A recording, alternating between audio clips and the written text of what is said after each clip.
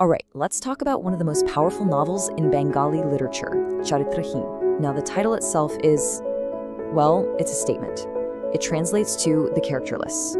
Can you imagine? When Sarat Chandra Chattopadhyay released this in the early 1900s, that single word caused a huge uproar. It's a title that passes judgment before you even turn the first page. So today, we're going to peel back that label and really look at the people branded by it. And that's the big question, isn't it? The title is pointing a finger, but who is it pointing at exactly? Is it just one person, a group of people, or, and this is where it gets interesting, is the novel maybe tricking us into looking in the wrong direction altogether? So let's meet our first defendant in the court of public opinion, a woman named Savitri. Her story isn't just a story, it's practically a trial. And the judge, the jury, and the executioner, it's the very society she has to live in. In her world, her entire identity, her whole life, is boiled down to two words, Jubati Bidahab, a young widow. And you have to understand, this isn't just a description, it's a life sentence. It's a label that completely erases who she is as an individual and replaces her with a long, suffocating list of rules she absolutely cannot break. So what are these so-called crimes of hers? Well, have a look. We're not talking about anything illegal. Nope. Her crimes are breaking the unwritten laws of society.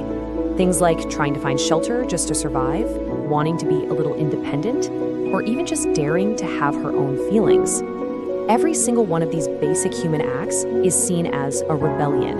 And in the eyes of her community, doing these things is exactly what makes her characterless. Okay, so if Savitri isn't the villain here, then who is?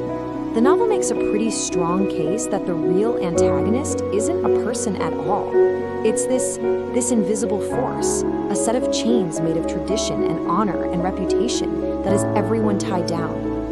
This is the core conflict of the entire book, societal pressure. It's a system where what people think you are is way more important than who you actually are.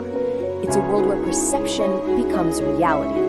And for a woman like Savitri, escaping that perception is almost impossible. I think this analogy just explains it perfectly. Imagine your life is that boat. The rope tying you to the dock, that's your duty to society, to your family, to your reputation. But the tide, that's your own heart, your desires, your sense of what's right, and it's always pulling you out toward the open sea, toward freedom. Every character in this book feels that constant pull. The real question is, who has the guts to cut the rope? Now, it's important to remember that not everyone is a victim in the same way. Let's take a look at Dibakar. If Savitri is the one being judged, Dibakar represents the person who's trapped by the exact same system, just completely paralyzed by the fight between his own heart and what society tells him to do. Just look at this. This is the war that's raging inside his mind. On one side, you have his conscience, his basic human decency. He sees Savitri, and he knows she's a person who needs help and compassion. But on the other side, there's this overwhelming, crippling fear of what people will say. And this isn't just being worried about gossip. It's a genuine terror of being cast out, of losing his place in the world. His fear of scandal makes him hesitate. And yeah, ultimately, it makes him a coward. He can't do what he knows is right. He's the tragic result of a society that values reputation more than righteousness. But you know, Choritrohin isn't just a story about being oppressed. It's also a story about these small, really powerful moments of courage, where characters just decide that their own conscience is more important than the rules. Take a simple act like this, a private conversation. Today, we wouldn't think twice about it. But in the world of this novel, in early 20th century Bengal, this was a massive act of social defiance.